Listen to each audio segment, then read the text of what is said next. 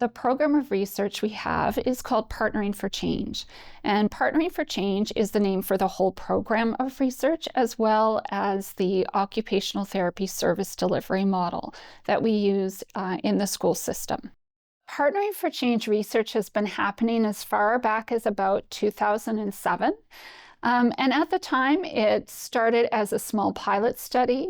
It was looking at one occupational therapist going into a school and really just looking at, we knew what the problems were with the existing system and thinking, let's see what would happen if an OT spent time in a school and spent time in classrooms. What might that actually look like? So at the time, it actually wasn't even called Partnering for Change. It was just a kernel of an idea led by Dr. Cheryl Masuna, who is actually the originator of Partnering for Change and who I was very fortunate to work with when I came to McMaster and was first introduced to Partnering for Change. So over the course of then a couple of studies, the refinement came to, okay, what would that service look like? What would be the parts that were in it? What would be actually happening? And out of those studies, we began to develop Partnering for Change. And one of our colleagues then coined the shorter term P for C as the way we would refer to it.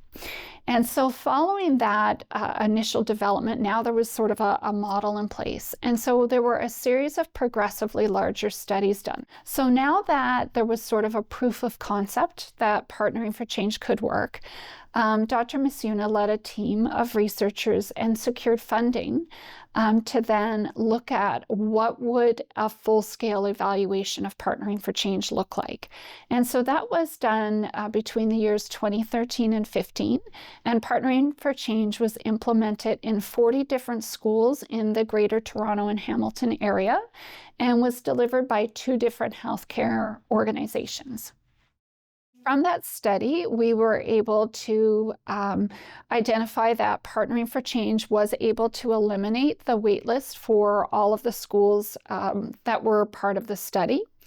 We were able to demonstrate built capacity amongst the educators, that we were able to study the training and education and mentoring support that therapists needed to be able to implement the model.